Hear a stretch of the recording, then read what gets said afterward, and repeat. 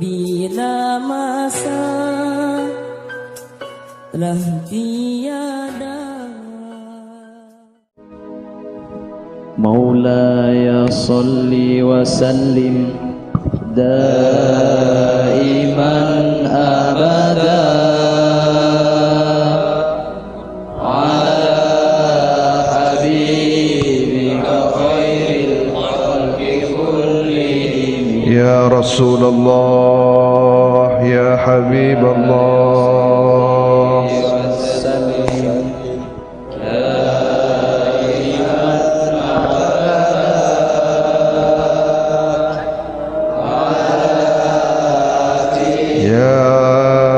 Safi Allah, ya khaira khalqillah,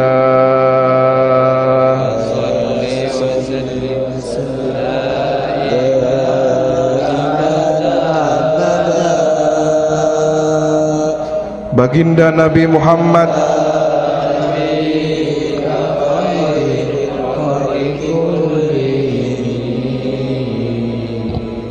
adalah sosok yang bisa menjadi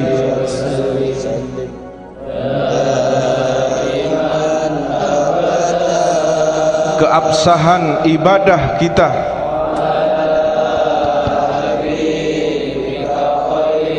karena ketika kita tidak menyebut nama Nabi, maka batallah salat kita.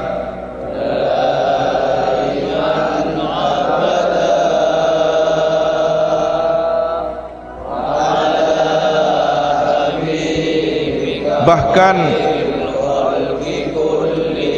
ketika ruh dan jasad terpisah menjelang sakaratul maut,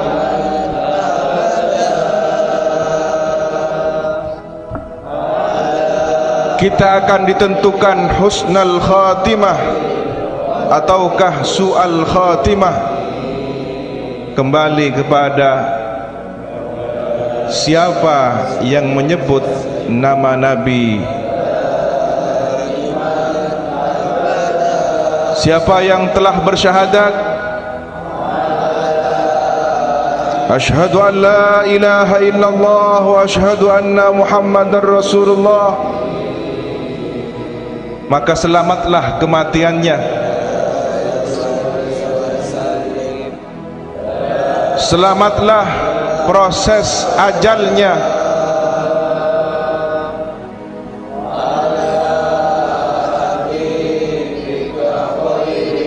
bahkan ketika jasad usai dimandikan,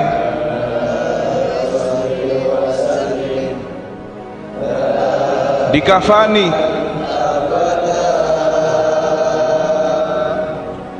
lalu dibawa dengan keranda menuju liang lahat, perlahan jasad yang sudah terpisah dengan ruh ini dikuburkan.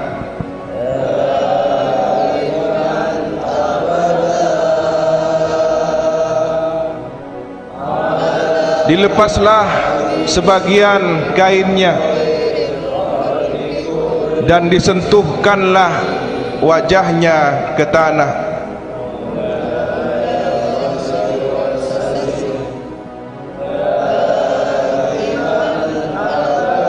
Lalu satu persatu kayu penutup dipasang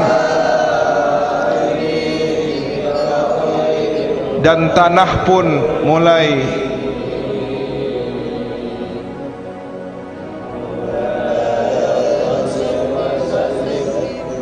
berjatuhan ke atasnya. Ia telah menjalani proses pemakaman.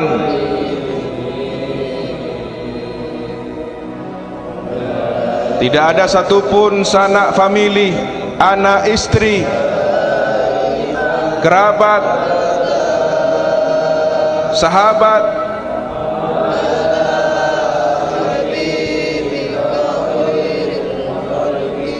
yang setia menantinya.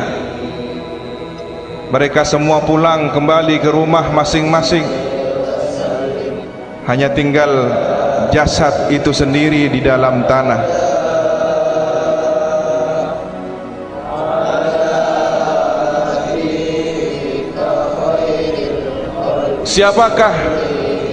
Siapakah yang akan menolongnya dalam kegelapan kubur?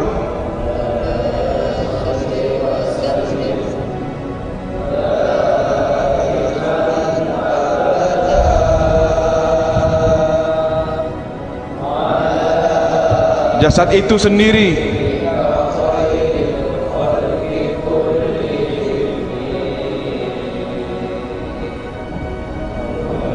Kemudian Allah perlihatkan kepada ruhnya suatu dimensi alam barzah, alam kubur.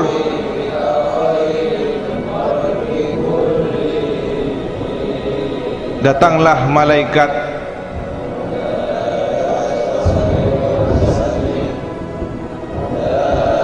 dengan membawa pertanyaan-pertanyaan.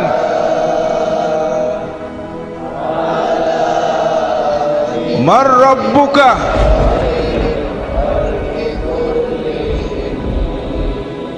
Siapa yang ada iman maka pasti akan menjawab, Rabbi Allah, Tuhan saya Allah.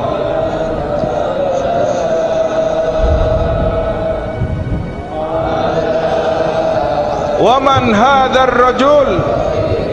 Dan siapakah laki-laki ini? Malaikat itu membawa seorang laki-laki tampan bercahaya.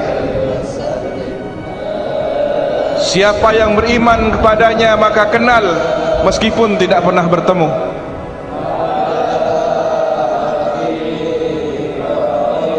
Tetapi yang tidak beriman tidak akan pernah mengenalnya. Beliau adalah Rasulullah yang didatangkan hadir pada saat pertanyaan alam kubur. Sosok Rasulullah tampil, roh beliau dihadirkan untuk menjadi persaksian apakah orang ini mukmin ataukah kafir. Kalau dia seorang mukmin maka akan menjawab pasti orang ini adalah Rasulullah Muhammad bin Abdullah, utusan Allah, Nabi Allah, kekasih Allah, dan saya beriman kepadanya. Maka dia akan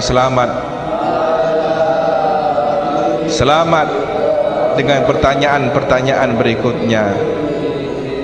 Tapi yang tidak beriman kepada Nabi, dia akan menggelengkan kepala, saya tidak kenal orang ini. Padahal yang ia saksikan adalah Nabi. Nabi dihadirkan, diperlihatkan sosoknya kepada setiap jenazah, setiap roh yang baru saja masuk ke alam kubur. Nabi menjadi penentu apakah orang ini beriman ataukah tidak.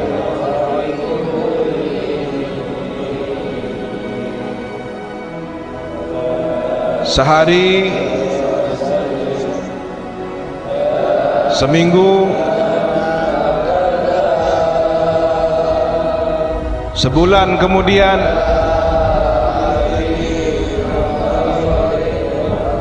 tahun berganti tahun, bahkan mungkin abad berganti abad, seluruh penghuni alam barzah menunggu datangnya hari kiamat.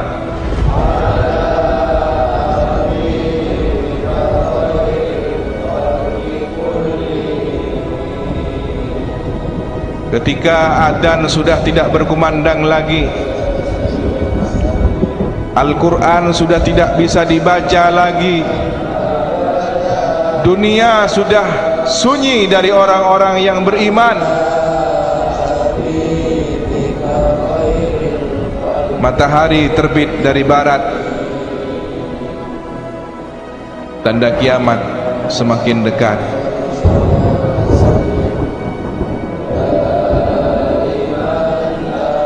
Awan turun ke permukaan bumi. Maka sebentar lagi trompet sangkakala ditiup. Itulah tanda proses terjadinya kiamat. Benturan-benturan dahsyat bumi dengan planet-planet, meteor, matahari, ledakan-ledakan besar, kiamat. Kiamat terjadi.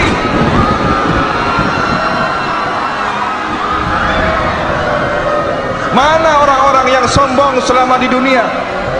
Mana yang mengaku Tuhan? Mana yang bangga dengan hartanya? Bangga dengan umatnya, pengikutnya? Hancur berkeping-keping bersama proses peristiwa kiamat.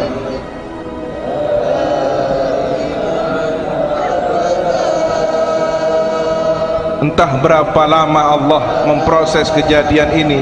Tiba-tiba alam berubah. Langit tidak seperti langit yang ada. Bumi telah berganti alam yang lain. Padang mahsyar dibentangkan. Inilah saatnya manusia dibangkitkan. Pada tiupan trompet yang kedua, sangkakala dihembus. Tiupan yang kedua terjadi. Satu persatu bagaikan tumbuhan keluar dari tanah. Manusia dibangkitkan dari alam kuburnya. Di antara mereka ada yang berwajah tampan, cantik, mempesona, bercahaya. Namun di antara mereka ada yang berwajah binatang, sesuai dengan kematiannya. Yang mati belum sempat bertaubat, maka bangkit dengan wajah-wajah binatang. Yang berzina mati belum sempat bertaubat dengan perzinaannya, bangkit dengan wajah binatang.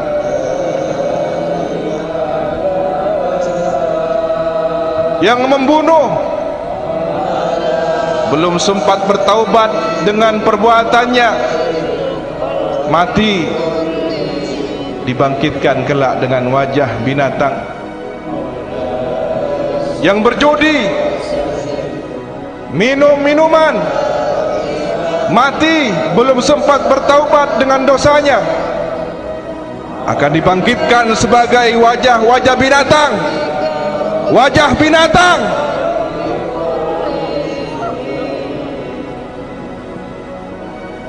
Yang memakan harta riba,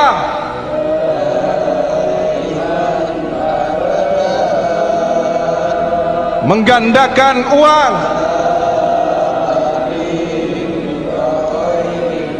menipu, berdusta, dan seluruh dosa-dosa yang ada. Berani kepada kedua orang tua,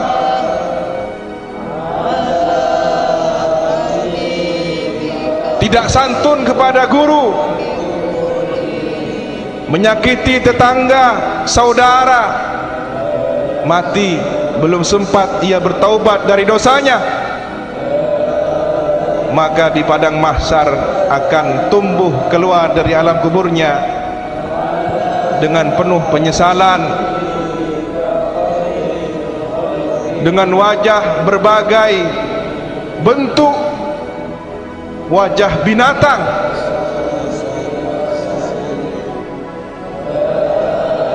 Lalu siapakah kita nanti? Termasuk yang mana kita nanti? Apakah yang kemudian tersenyum, wajahnya bercahaya, kepalanya bercahaya, kedua telinganya bercahaya, kedua tangannya bercahaya, kedua kakinya bercahaya, karena dia semasa hidup di dunia senantiasa berwudu, bersesuci untuk selalu melaksanakan solat. Inilah orang-orang yang tersenyum bahagia.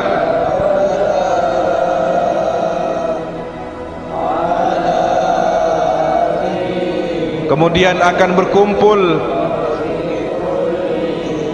bersama orang-orang yang dimuliakan Allah, para kekasih Allah, minal anbiya wal mursalin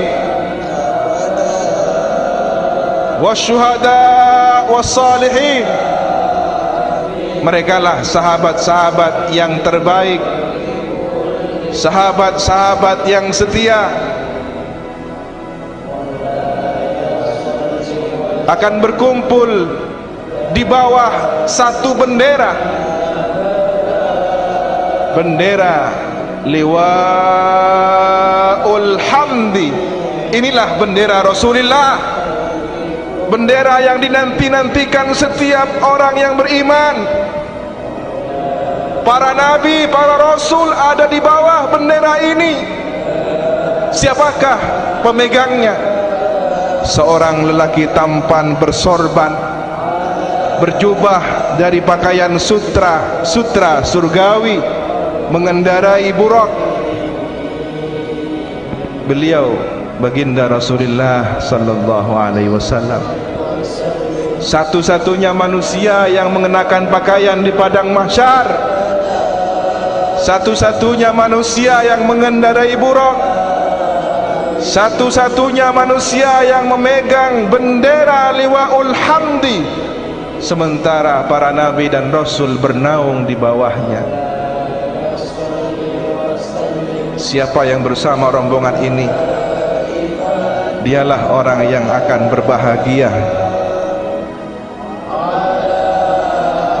Nabi, penentu kita selamat di dunia. Nabi, penentu selamat kita dalam proses kematian. Nabi, penentu selamat kita dalam proses pertanyaan kubur. Dan Nabi,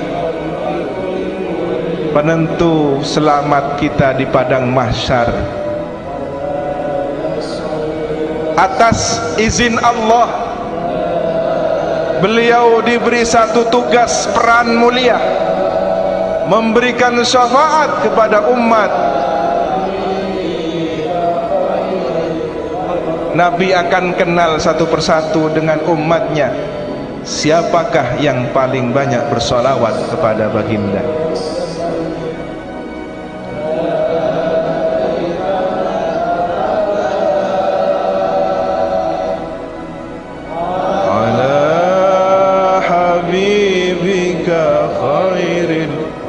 Khalqi kullihimi Maulaya salli wa sallim daiman. Siapa yang banyak membaca salawat, orang-orang ini akan kenal kepada baginda dan dikenali oleh baginda di padang mahsyar yang bermiliar orang, sejak zaman Nabi Adam hingga manusia terakhir menjelang kiamat.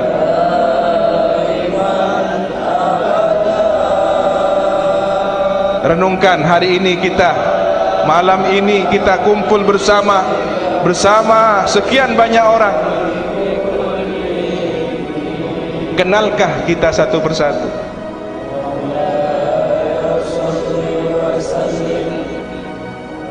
Di dunia saja kita tidak kenal satu persatu, bagaimana kita akan dikenal Nabi nanti di padang mahsyar? Malam ini sejumlah orang hadir bersama.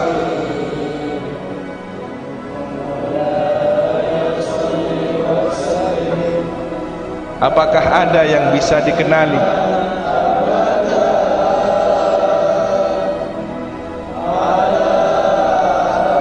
Tetapi hanya orang-orang yang bersolawat, orang-orang yang menjalankan ajaran Nabi, orang-orang yang setia kepada ajaran Nabi, menjalankan solatnya, melaksanakan puasanya, membayar zakatnya, berhaji bagi yang mampu,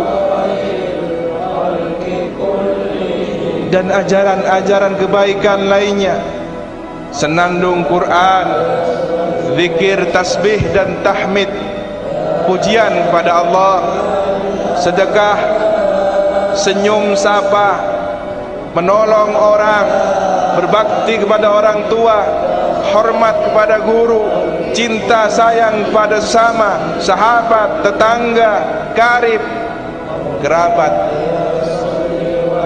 menyantuni yang lemah, menyayangi yang kecil, menghormati yang besar. Kelak akan dikenali oleh baginda Nabi, akan disebut oleh Nabi, diberi syafaat oleh Nabi, dan syafaat inilah bekal kita untuk melunasi kesalahan-kesalahan kita, bekal kita untuk melunasi dosa-dosa kita. Atau dengan syafaat Nabi kita akan melewati sirat, titian yang lebih tajam dari pedang, lebih halus dari rambut. Nabi tampil sekali lagi di sebelah sirat, di dekat ujung titian ini Nabi berdiri menunggu umat lewat satu persatu. Nabi berdoa kepada Allah, Allahumma sallim sallim, ya Allah selamatkanlah, selamatkanlah. Beliau mendoakan satu persatu umatnya yang melintasi sirat sehingga terhantar selamat menuju pintu gerbang surga. Berbahagialah yang dibantu oleh doa Nabi, berbahagialah yang dibantu oleh syafaat Nabi, sehingga dia terhantar selamat melintasi sirat di atas neraka terbentang panjang. Dan celakalah yang kemudian didoakan oleh Nabi, ditangisi oleh Nabi, tapi karena dosanya terlalu besar, kesalahannya terlalu banyak, maka di saat dia melintasi sirat dia tergelincir, jatuh ke neraka. Ini orang yang celaka, sudah didoakan Nabi, sudah disantuni Nabi, diberi syafaat Nabi, tapi masih celaka ke neraka.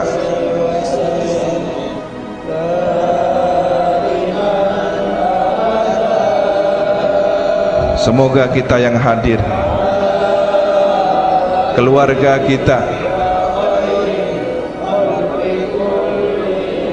ayah ibu kita, orang tua sesepuh kita, anak cucu kita, tidak pernah tergelincir di siratam mustaqim, titian yang panjang, lurus terbentang, titian yang memanjang di atas neraka,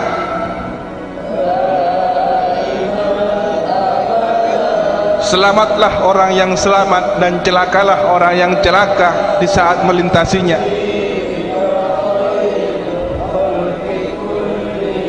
Di antara mereka ada yang secepat kilat menuju pintu gerbang surga. Ada yang berhembus seperti angin menuju pintu gerbang surga. Ada yang seperti burung terbang menuju pintu surga. Ada yang berjalan cepat, berlari menuju pintu surga. Ada yang berjalan pelan, perlahan menuju pintu surga. Namun ada yang berjalan namun tak berani, berdiri tak berani, duduk pun tak berani, kembali tak berani.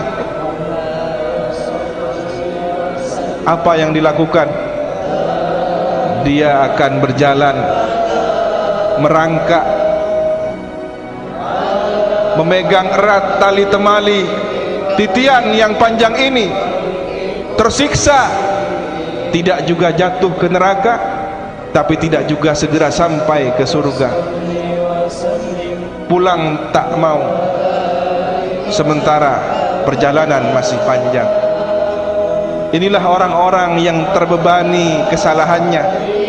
Meskipun ia sudah terampuni, tapi dia tidak punya amal kebaikan. Seluruh amal kebaikannya sudah dibayarkan untuk kesalahan-kesalahannya. Maka perbanyaklah amal kebaikan sebelum sesal nanti datang.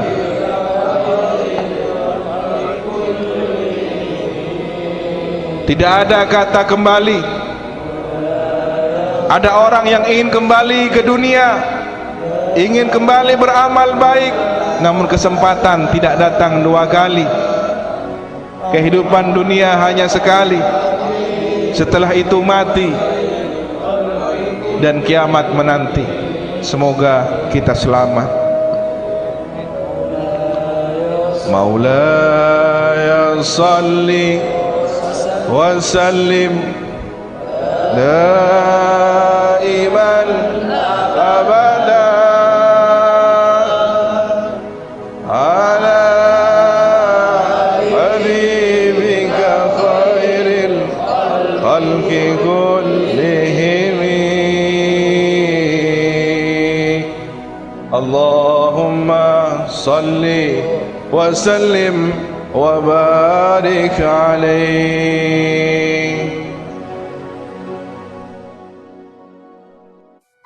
Terangkanlah, terangkanlah